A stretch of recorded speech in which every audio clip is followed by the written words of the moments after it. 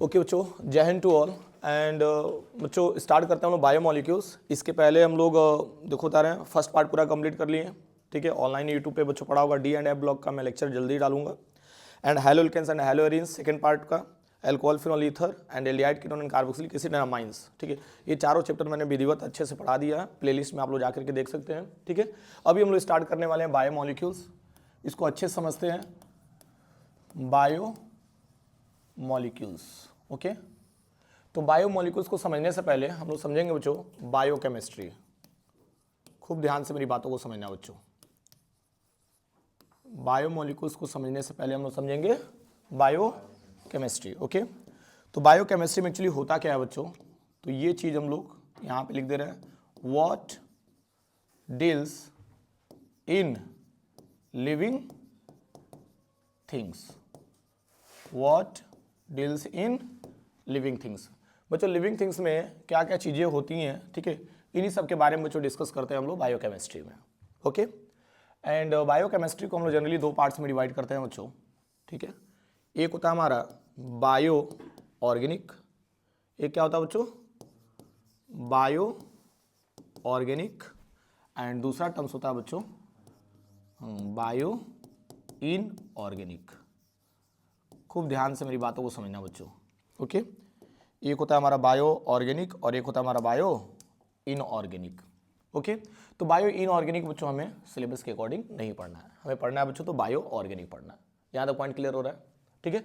तो bio organic में हमको मॉलिक्यूल्स से रिलेटेड टर्म्स पढ़ने हैं। किससे रिलेटेड बच्चों टर्म्स पढ़ने हैं, मॉलिक्यूल्स।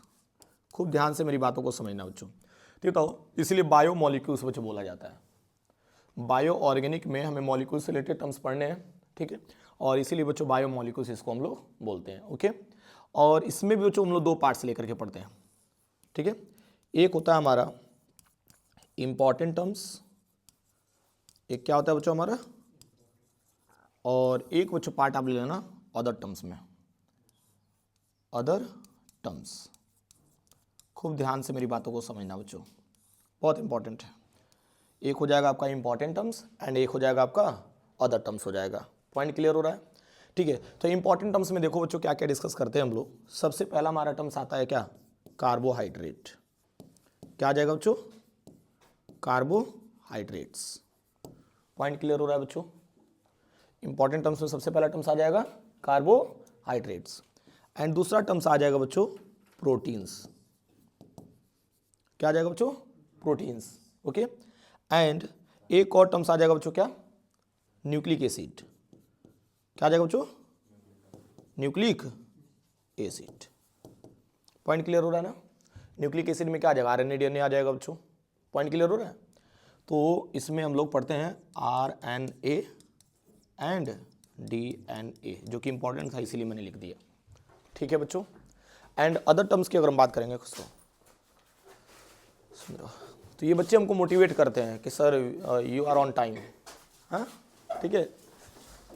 तो ये बिस्तर छोड़े होंगे सब जानते हो बच्चों कितने बजे, 6:40, 6:50।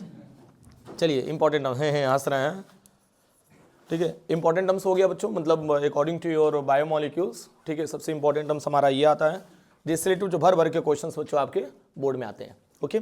बात करते हैं अदर टर्म्स में। तो अदर टर्म्स में सबसे पहले तो लिपिड्स लिख लेते हैं हम लोग, ठीक है। पहला टर्म्स क्या हो जाएगा, लिपिड्स। दूसरा टर्म्स लिख लो बच्चों हार्मोन्स, हार्मोन्स। एंड और क्या लिख सकते हो बच्चों, वाइटामिन्स या विटामिन, विटामिन, ठीक है। एंड और क्या क्या टर्म्स आ सकता है बच्चों, विटामिन के अलावा फैट्स है कि नहीं, और क्या आ सकता है, और कोई टर्म्स आ सकता है, नहीं ना। इतना नोट कर लीजिए, अदर टर्म्स में जो इतना काफ़ी है, ठीक है ना। फैट्स ले लेना, लिपिड्स ले लेना, हार्मोन्स ले लेना, वाइटामिन्स ले लेना। हाँ एक और टर्म्स बच्चों हम ऐड कर सकते हैं, क्या, एंजाइम, ठीक है। ऐड कर लीजिए ये भी, चिंता मत करिए बच्चों, कोई टॉपिक छूटेगा नहीं जो भी इंपॉर्टेंट रहेगा, एंजाइम्स, ओके बच्चों।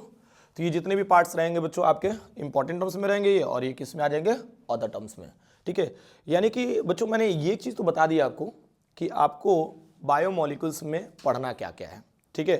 सबसे इंपॉर्टेंट टर्म्स हमारा कार्बोहाइड्रेट है, सबसे पहले तो इसी को डिस्कस करेंगे हम लोग, फिर प्रोटीन्स, फिर न्यूक्लिक एसिड आ जाएगा बच्चों, फिर उसके बाद से हार्मोन्स के बारे में डिस्कस करते हैं, फिर वाइटमिन्स, एंजाइम्स के बारे में भी थोड़ा बहुत डिस्कस कर लेते हैं। बाकी फैट्स एंड लिपिड्स को इसमें नहीं पढ़ते हैं, ठीक है ना।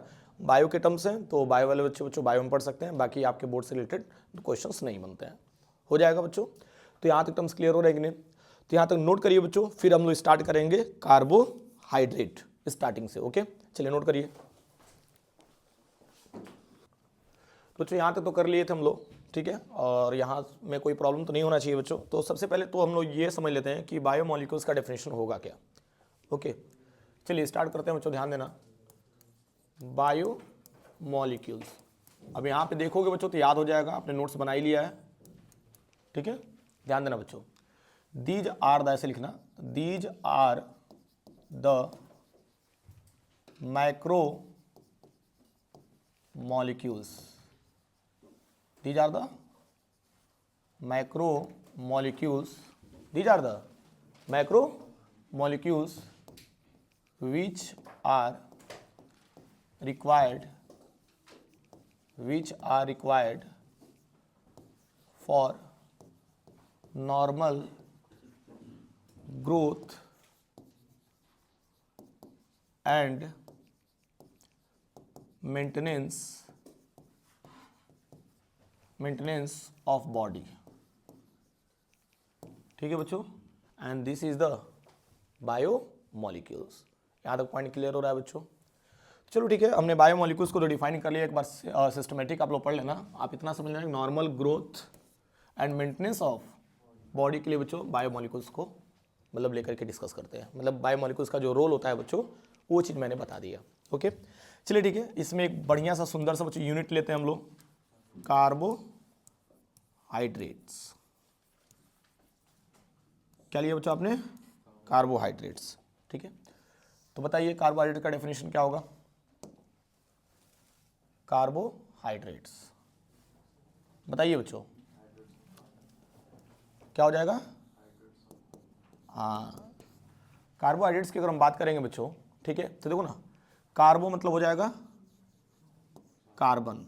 खूब ध्यान से मेरी बातों को समझना बच्चों, कार्बो मीन्स क्या हो जाएगा? कार्बन, ठीक है ना। और यहाँ पे क्या लेना बच्चों? हाइड्रेट्स। तो हाइड्रेट्स मतलब समझ रहे हो ना क्या होता है?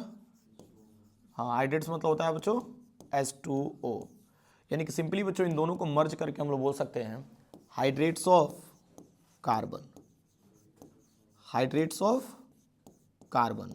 और ये हाइड्रेट्स ऑफ कार्बन जो डेफिनेशन हम लोग टर्म्स देख रहे हैं बच्चों, ये क्लासिकल डेफिनेशन में आ जाएगा, या ऐसा समझ लो ना ओल्ड डेफिनेशन। क्या लिखना बच्चों? Old definition.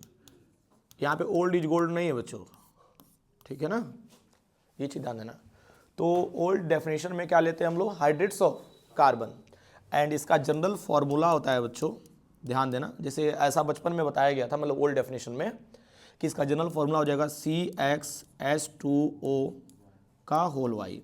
और ऐसा बोला गया था बच्चों कि जो भी इस फॉर्मूले को सेटिस्फाई करता है वो सभी के सभी हमारे क्या कहलाते हैं बच्चों? कार्बोहाइड्रेट्स कहलाते हैं। ओके, तो ऐसे में हमने एग्जाम्पल भी देख लिया। एग्जाम्पल में देखो बच्चों क्या क्या मिला आपको। सबसे पहले तो मिल गया बच्चों सुक्रोज। क्या मिला बच्चों? सुक्रोज। तो सुक्रोज का जनरली फॉर्मूला होता है बच्चों C12H22O11। ओके, इसको भी बच्चों फॉर्मूले में पुट कर दो। देखो पुट करने के बाद देखो कितना सिस्टमेटिक बैठ जा रहा है।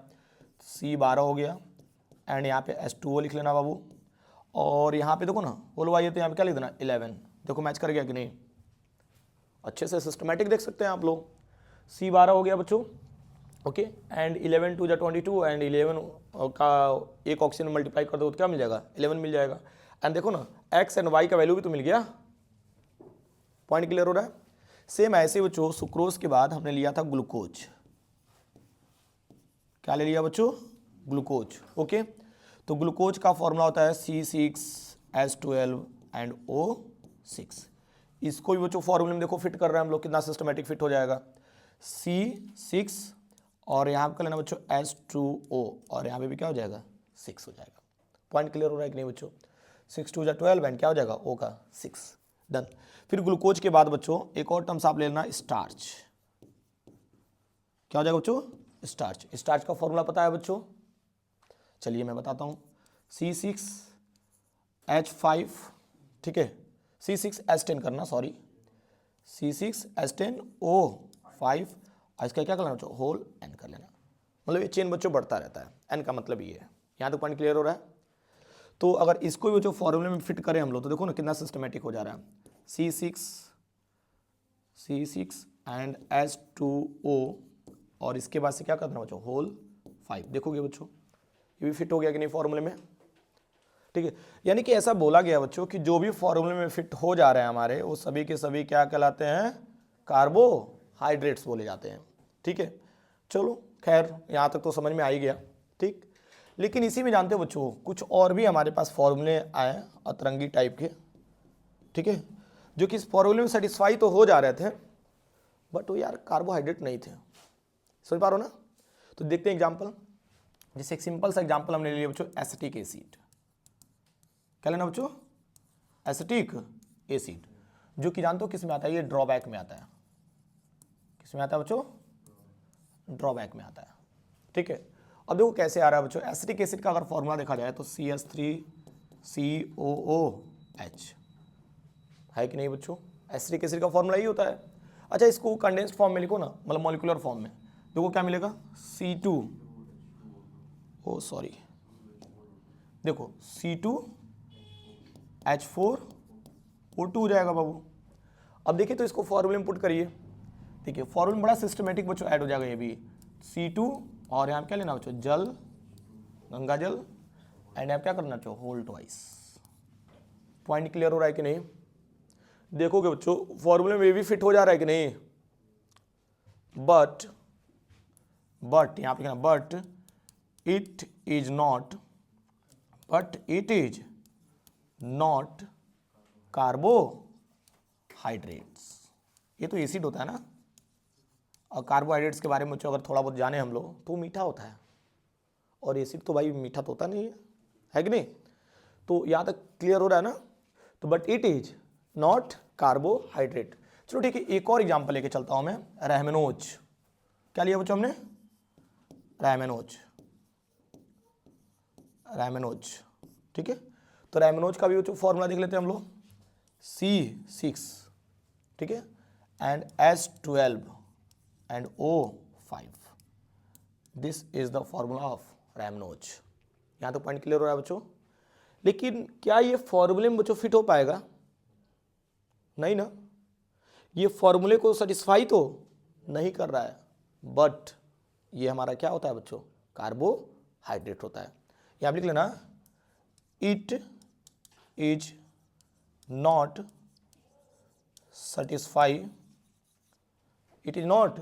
satisfy general formula but it is carbohydrate. है कि नहीं बच्चों? पॉइंट क्लियर हो रहा है कि नहीं? यानी कि ओवरऑल अगर देखा जाए बच्चों, ठीक है, जैसे एक चीज तो क्लियर हो गया, जो हमारा ओल्ड डेफिनेशन था वो लिमिटेड कंपाउंड्स के लिए बच्चों वैलिड था, सबके लिए वैलिड नहीं था। ओके, यानी कार्बोहाइड्रेट के डेफिनेशन की अगर हम बात करें तो अकॉर्डिंग टू योर हेडिंग, कार्बो मतलब कार्बन, हाइड्रेट्स मतलब कार्बन के हाइड्रेट्स या हाइड्रेट्स ऑफ कार्बन। तो इसमें हमने उसी पैटर्न पे लेके चला बच्चों कि एक जनरल फार्मूला हमने बच्चों डिराइव किया CxH2O का होल वाई। तो इस फॉर्मूले से बच्चों कुछ ही ऑर्गेनिक मतलब कुछ ही कंपाउंड्स बच्चों आपके सेटिस्फाई हो पा रहे थे, लेकिन कुछ ऐसे भी कंपाउंड्स थे जो फॉर्मूले को सेटिस्फाई कर तो रहे थे लेकिन कार्बोहाइड्रेट्स नहीं थे, है कि नहीं? लेकिन कुछ ऐसे भी हमारे ऑर्गेनिक कंपाउंड्स थे, ठीक है ना, जो कि सेटिस्फाई नहीं भी कर रहे थे उस फॉर्मूले को, लेकिन फिर भी क्या थे हमारे बच्चों? कार्बोहाइड्रेट्स थे। पॉइंट क्लियर हो रहा है कि नहीं बच्चों? तो यहाँ तक नोट कर लीजिए, फिर आगे चलते हैं हम लोग। ओके, देख लीजिए एक बार अच्छे से।